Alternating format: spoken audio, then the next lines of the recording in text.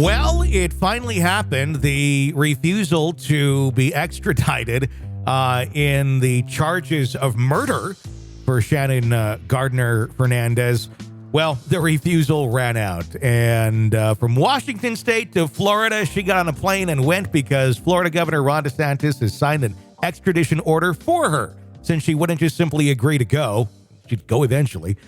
She has now officially been charged in the murder of her ex-husband, the Microsoft executive, Jared Bridegan. He was shot multiple times in an alleged ambush in February of 2022 on a secluded Jacksonville Beach road. The incident took place shortly after Bridegan dropped off the twins that he shared with Gardner-Fernandez at her residence. Tragically, the Microsoft senior UX designer was gunned down in the presence of his 2-year-old daughter.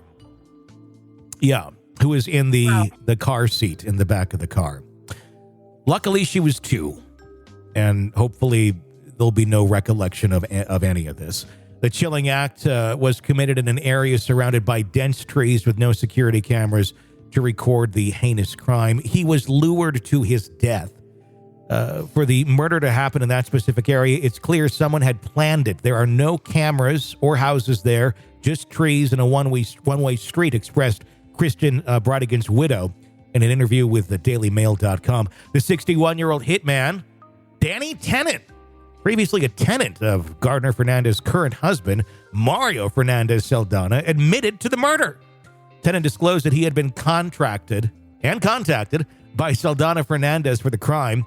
After his arrest on unrelated charges, Tennant also revealed his willingness to testify against his alleged co-conspirators. Gardner-Fernandez, previously of Jacksonville, has shifted about 2,800 miles to the Pacific Northwest after the indictment.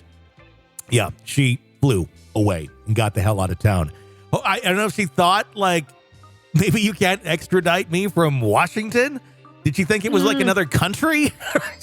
You know, did she never see Con Air? They just stick them in an airplane and ship them to where they need to go to appear. Oh, I really think this woman was an idiot. I don't know how conniving she is.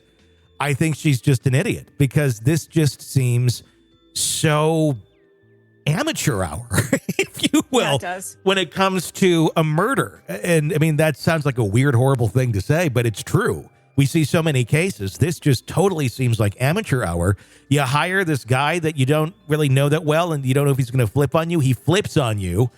Then your current husband is taking the rap, and it's for your ex-husband that was murdered.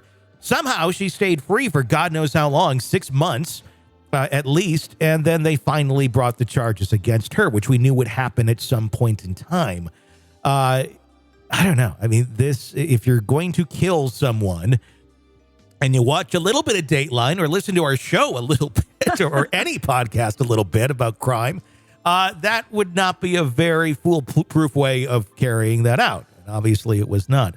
Obviously, a lot of people watching this case for its dramatic elements, but due to the political implications with Governor DeSantis' involvement, the Jacksonville State Attorney's Office confirmed to DailyMail.com that the extradition order had been signed, sidelining an extradition hearing previously scheduled for Gardner-Fernandez. So she was charged yesterday officially with the crime itself.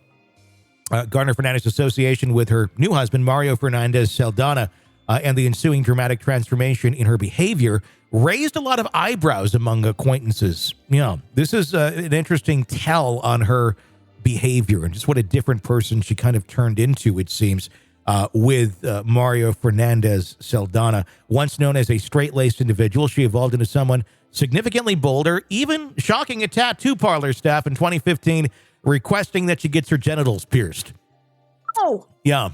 The motivations behind this murder are speculated to revolve around a bitter custody battle over twins, Liam and Abby, following the couple's separation in 2015.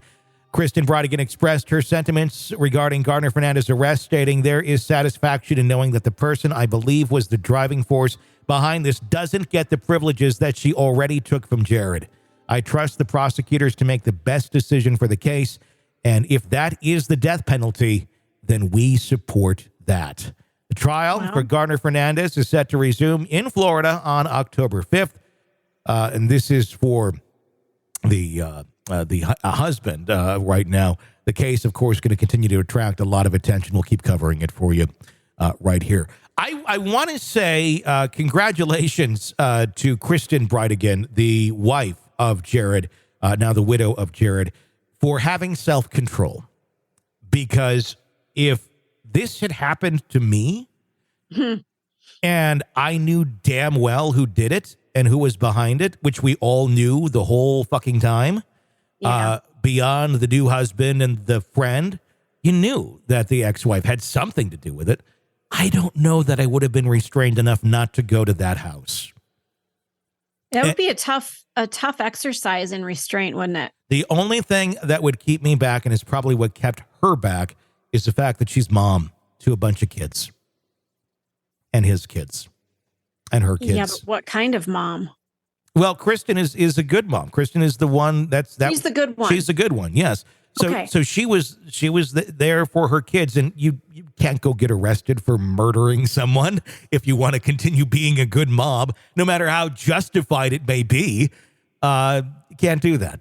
So I congratulate her on having that self-control. I don't think a lot of us may have had that same wherewithal after learning these horrible things about her ex-husband and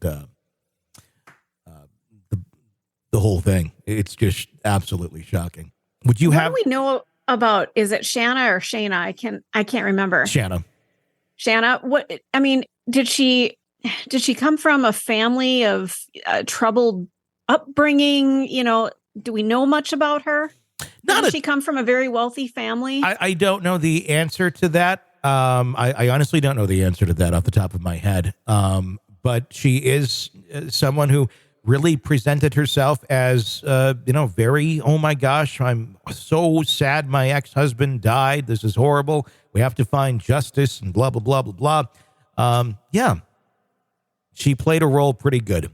And when she was arrested did you watch the arrest video that came out a couple weeks ago? I did not. I didn't. She's kind of got that look on her face of like, yep, knew this shit was coming. Oh, no. Kind of like, well, whoops. Mm-hmm. Whoops, you caught me. Like the plan didn't quite work as expected. Now what do we do?